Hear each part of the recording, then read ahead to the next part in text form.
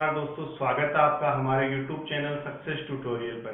देखिए बच्चों, आज हम स्टार्ट कर रहे हैं क्लास 12th का ये चैप्टर है, वो है मैट्रिक्स। ये अपने CBSE और RBC दोनों बुक्स में ही चैप्टर नंबर 3 होगा। ठीक है बच्चों, बहुत ही आसान चैप्टर है, तो करना आपको ध्यान से और कुछ नहीं करना।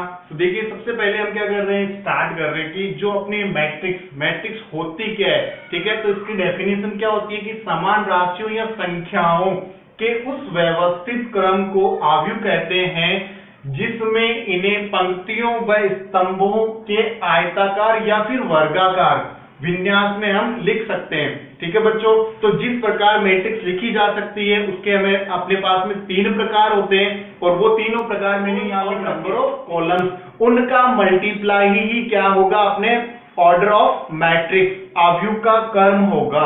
ठीक है बच्चों, तो देखिए मैंने क्या कर रखा है यहाँ पे आपके सामने, एक तो डेफिनेशन लिख रखी है, वो है यदि पंक्तियों की संख्या m माने तथा स्तंभों की संख्या क्या माने, n। ठीक है, तो उसे हम m इंटू n क्रम का आव्यूह कहेंगे। ठीक है, अब वो कितने भी हो सकते हैं, m और n की वैल्यू। ठीक है, तो देखिए हम क्या करेंगे, कोई भी मैट्रिक्स है उसमें अवयवों का लिखने का रूप होता है, वो जैसे पंक्तियों के रूप में हम चल रहे हैं तो वो होता है जैसे A11 A12 A13 से हम चलेंगे तो वो आ जाएगा A1n तक। ठीक है, इसी प्रकार हम अगर कॉलम की बात करें, ठीक है, तो यहाँ हो गया A11 फिर A21 फिर आएगा A31, ऐसे अगर हम चलते जाएंगे लास्ट अवयव अगर हम लेते हैं तो वो हो गया AM1। ठीक है, इसी प्रकार अगर हम रो की बात करेंगे तो अपने लास्ट अवयव क्या आएगा, AMN। ठीक है, तो m इंटू n ही अपने अवयवों की संख्या होती है और वही अपने ऑर्डर ऑफ मैट्रिक्स होता है। ठीक है बच्चों, अब देखो किसी भी मैट्रिक्स को सिंपल फॉर्म में हम डायरेक्टली लिखते हैं, वो होता है कि A is equal to AIJ। ठीक है बच्चों, I होगा वो दर्शाएगा आपके पंक्तियों की संख्या या पंक्तियों के किसी अवयव को, तथा जो J होगा वो दर्शाएगा स्तंभ में स्थित किसी अवयव को। ठीक है, और M इंटू N वो होगा अपने ऑर्डर। ठीक है बच्चों, देखो मान लो मैं एक एग्जांपल देता हूं आपको कि आपको दे रखा है AIJ और वो दे दिया आपको 2 इंटू 2 क्रम का, और यहाँ A को डिनोट कर दिया इसने, जो AIJ उसको डिनोट कर दिया I प्लस J से। ठीक है, तो आपको एक मैट्रिक्स का निर्माण करना है, तो वो कैसे करेंगे। ठीक है, तो देखिए 2 इंटू 2 मतलब अपने पास में जो मैट्रिक्स बनेगी उसमें टोटल अवयव कितने होंगे, 4। वो हो गए A11 A12 A21 और A22, ये 4 अवयव अपने पास में होंगे। अब हमें क्या करना है, ये हमें क्या दे रखा है, अवयव का रूप दे रखा है, इससे हम क्या करेंगे, अवयवों का निर्माण करेंगे। तो देखिए सबसे पहले हम क्या बना रहे हैं, AIJ, मतलब पहला कौन सा बना रहे हैं, A11। ठीक है, तो A11 में अपने पास में I और J की वैल्यू क्या है, दोनों ही 1 1, तो ये हो जाएगा 1 प्लस 1 मतलब 2। फिर बनाएंगे हम A12, तो ये हो गया 1 प्लस 2 मतलब 3। इसी प्रकार हम क्या बनाएंगे A21, तो वो हो जाएगा 2 प्लस 1 मतलब 3, और A22 तो वो हो गया 2 प्लस 2 मतलब 4। तो अपने पास में जो मैट्रिक्स बनेगी वो क्या होगी, 2 3 3 4, और ये हो गया इसका ऑर्डर। ठीक है बच्चों, तो इस प्रकार के अपने क्वेश्चन आएंगे, उनमें कर लेते हैं टाइप्स ऑफ मैट्रिक्स की। ठीक है, तो देखिए सबसे पहली मैट्रिक्स होती है वो टाइप है अपने पंक्ति मैट्रिक्स। ठीक है, तो देखिए रॉ मैट्रिक्स वो कौन सी होती है, तो इस प्रकार की मैट्रिक्स जिसमें केवल और केवल एक ही पंक्ति हो वो क्या कहलाती है, अपने रॉ मैट्रिक्स। ठीक है, तो देखिए मैंने यहाँ क्या बना रखा है, पहली मैट्रिक्स बना रखी है वो है 1 इंटू 3 ऑर्डर की मैट्रिक्स है। उसके बाद में अपने पास में 1 इंटू 4 ऑर्डर के मैट्रिक्स, लेकिन यहाँ एक बात नोटिस करने वाली है कि इनमें पंक्तियों की संख्या कितनी है, वो है अपने पास में 1। ठीक है, तो इस प्रकार की मैट्रिक्स जिसमें सिर्फ और सिर्फ एक ही पंक्ति हो वो क्या कहलाती है, अपने पंक्ति मैट्रिक्स। उसके बाद अपने पास में स्तंभ मैट्रिक्स, तो स्तंभ मैट्रिक्स कौन सी होगी, कॉलम मैट्रिक्स।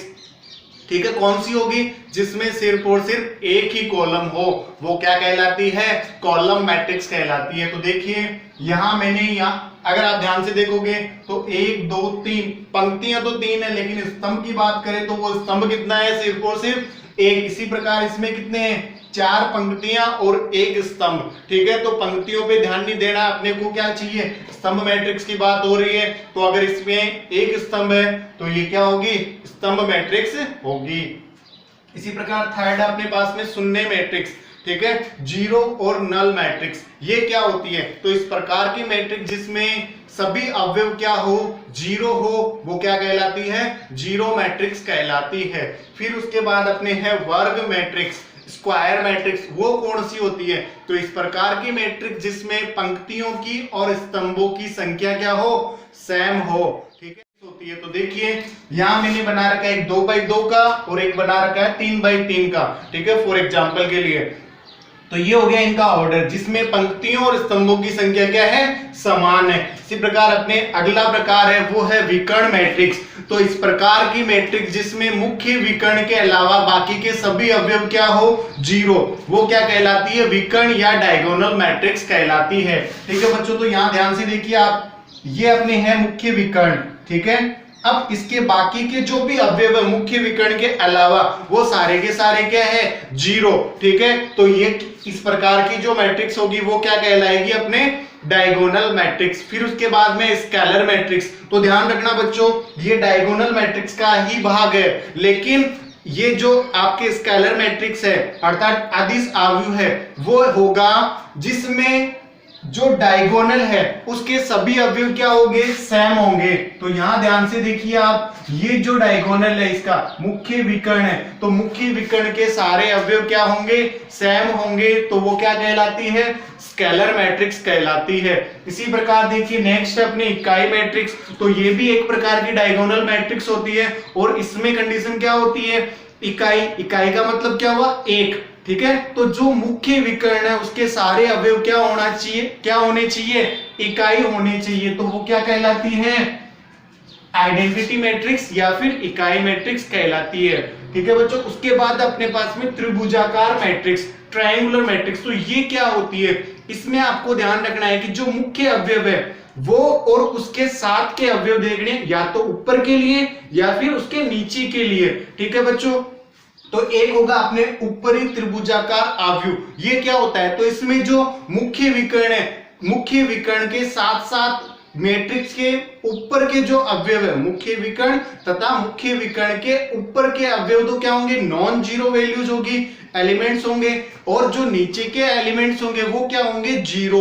तो वो क्या कहलाता है, अपर ट्रायंगुलर मैट्रिक्स। इसी प्रकार यदि मुख्य विकर्ण और उसके नीचे के अवयव क्या हो, नॉन जीरो, और ऊपर के अवयव क्या हो जाए, जीरो, तो वो क्या कहलाएगा, लोअर ट्रायंगुलर मैट्रिक्स, ठीक है बच्चों। तो ये हो गया आपने अपर ट्रायंगुलर मैट्रिक्स, जिसमें देखिए ये मुख्य विकर्ण और ये ऊपर के अवयव, ठीक है, वो तो क्या है, नॉन जीरो, और जो बाकी अपने नीचे के एलिमेंट्स है वो क्या है, जीरो। तो ये हो गया ऊपरी त्रिभुजाकार अवयव, ठीक है। फिर निम्न, ठीक है, तो निम्न में क्या होगा, अपने जो मुख्य विकर्ण है उसके नीचे के अवयव तो क्या होंगे, नॉन जीरो, और जो बाकी ऊपर के एलिमेंट्स है वो क्या हो जाएंगे, जीरो, ठीक है। तो ये क्या कहलाएगा, अपने निम्न त्रिभुजाकार। बात कर रहे हैं आव्यूह के गुणधर्मों के बारे में, ठीक है ना, प्रॉपर्टीज ऑफ मैट्रिसेस। तो फर्स्ट अपने कंडीशन आएगी परिवर्त मैट्रिक्स, ठीक है। तो परिवर्त मैट्रिक्स कौन सी होती है, जिसमें हम क्या करते हैं, किसी भी मैट्रिक्स के पंक्तियों और स्तंभों को इंटरचेंज कर देते हैं, ठीक है। पंक्तियों को तो स्तंभ बना देंगे और स्तंभों को पंक्तियां बना देंगे, ठीक है। तो इस प्रकार के जो हम प्रक्रिया करते हैं, ठीक है, वो क्या कहलाती है, परिवर्त मैट्रिक्स। तो देखिए बच्चों, मैंने यहाँ एक मैट्रिक्स बना रखी है, ठीक है। तो 1 2 3 4 5 6 7 8 9, ठीक है। तो इसमें हम क्या करेंगे, जो पंक्तियां हैं उनको मैंने क्या कर दिया, स्तंभों में बदल दिया, ठीक है, और जो स्तंभ होंगे वो अपने आप ही पंक्तियों में बदल जाएंगे, ठीक है। तो इस प्रकार के मैट्रिक्स में हम जो संक्रिया करते हैं, इंटरचेंज करते हैं, वो क्या कहलाता है, ट्रांसपोज मैट्रिक्स, सममित मैट्रिक्स, ठीक है ना, सी मैट्रिक्स, ठीक है। इसमें अपने क्या करते हैं, अगर हम क्या करते हैं, ए का ट्रांसपोज करें, ठीक है, तो एलिमेंट्स अपने को पता है कि जो ए आई जे की स्थान पर कौन सा आ जाएगा, ए जे आई आ जाएगा, ठीक है। तो देखिए अपने पास में कोई मैट्रिक्स है, ए उसके एलिमेंट से 2 -3 और 4। जैसे ही हमने इसका ट्रांसपोज किया तो देखिए बच्चों ये तो मुख्य विकर्ण है, चलो ये तो चेंज हुआ ही नहीं, ठीक है। लेकिन जैसे ही दोनों अवयवों को हमने इंटरचेंज किया तो इनकी वैल्यू सेम है, तो यहाँ कोई भी फर्क नहीं पड़ेगा, ठीक है।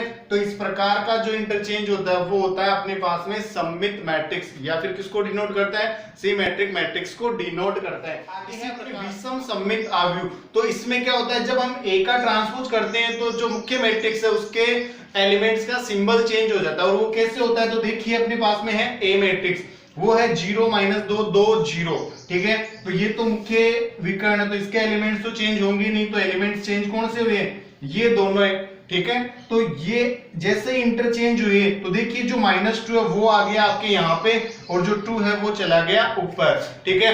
तो हम देखते हैं यहाँ पे जो अपने मैट्रिक्स है उसका जैसे ही हमने ट्रांसपोज किया तो अपने जो मैट्रिक्स थी, प्रारंभिक मैट्रिक्स थी, उसके क्या आ गया, ऋणात्मक के बराबर आ गया, ठीक है। तो इस प्रकार का जो परिवर्तन होता है या जो हम परिवर्तन करते हैं वो क्या कहलाता है, स्क्वायर सिमेट्रिक, ठीक है। ये किसकी प्रॉपर्टी होती है, स्क्वायर सिमेट्रिक मैट्रिक्स की प्रॉपर्टी होती है। इसी प्रकार अब हम क्या कर लेते हैं, सिमेट्रिक और स्क्वायर सिमेट्रिक मैट्रिसेस के प्रॉपर्टीज के बारे में बात करते हैं। तो देखिए सबसे पहले मान लो हम क्या करते हैं, ये प्रॉपर्टी जो है वो है अपने स्क्वायर सिमेट्रिक की, ठीक है। उसमें क्या होता है कि aij के स्थान पे क्या आ जाता है, -aij, मतलब जो भी एलिमेंट होगा उसका क्या आ जाता है, ऋणात्मक, ठीक है। फिर उसके बाद में अब देखिए यहाँ एक स्पेशल कंडीशन दिख रही है अपने को कि यहाँ जो मुख्य विकर्ण होता है उसके सभी एलिमेंट्स क्या होते हैं, 0 होते हैं। ये क्यों होता है, तो ये देखिए इसका क्लियरिफिकेशन हम करते हैं। तो ये अपने जो कंडीशन बनती है वो हमने ले ली, और यहां हम मानते हैं यदि i बराबर भी 1 है और j बराबर भी 1 है, ठीक है। आगे 2 2 3 3 के लिए आप करके देखना, बिल्कुल इजीली हो जाएगा, ठीक है। तो देखिए यहां क्या होगा, a11 is equals to -a11, ठीक है। तो ये जैसे ही हम क्या करेंगे, इसको ट्रांसफर करेंगे तो ये इधर आएगा, तो दोनों को ऐड किया तो ये क्या बन गया, 2a11 इज इक्वल्स टू 0, 2 गया डिवाइड में, तो a11 की वैल्यू कितनी आई अपने पास में, 0। इसी प्रकार a22 की भी 0 आएगी। तो हम जैसे जैसे आगे चलेंगे तो ANN वो एलिमेंट भी क्या होगा, 0, ठीक है। तो ध्यान रखना इसके सिमेट्रिक मैट्रिक्स में हमेशा जो मेन डायगोनल होता है, ठीक है, उसके सारे के सारे एलिमेंट्स क्या होते हैं, 0 होते हैं, ठीक है बच्चों। अब देखते हैं हम आव्यूह A और B के गुणन और योग के अनुकूल है तो उनमें क्या क्या कंडीशंस अप्लाई हो सकती है। तो वहां है अपने पास में फर्स्ट a प्लस या माइनस, जो भी करना चाहो वो आपकी इच्छा, ठीक है। या आप क्वेश्चन के अकॉर्डिंग देख लेना, ठीक है। तो यहाँ क्या होगा, a प्लस बी का ट्रांसपोज करेंगे तो वो क्या हो जाएगा, a का ट्रांसपोज प्लस b का ट्रांसपोज, तो दोनों वैल्यूज क्या होगी, सेम होगी।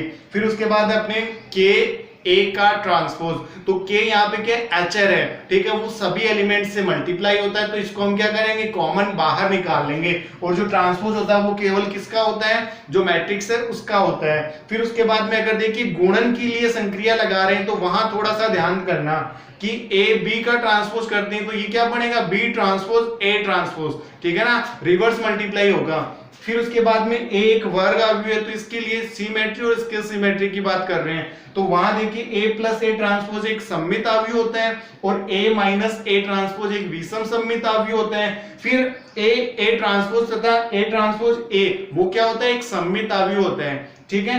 फिर देखिए अगर हम a ट्रांसपोज का वापस ट्रांसपोज करते हैं, ठीक है, तो हमें वापस अपने को मुख्य मैट्रिक्स a प्राप्त हो जाती है। फिर देखिए लास्ट स्टेटमेंट वो है अपने कि अगर a plus half a plus a transpose मतलब सममित आव्यूह और विषम सममित आव्यूह दोनों के अगर हाफ आपको हम ऐड करें तो वो अपने एक कंप्लीट आव्यूह बन जाता है। और कैसे बनता है, तो देखिए ये बन जाएगा हाफ a ट्रांसपोज, या बन जाएगा प्लस हाफ a और प्लस माइनस हाफ ट्रांसपोज, ठीक है ना, a ट्रांसपोज, ठीक है। तो इससे ये तो कट जाएगा और half a plus half a क्या बना देगा, कंप्लीट a बना देगा, ठीक है बच्चों। तो ये थी अपने बेसिक प्रॉपर्टीज। Next video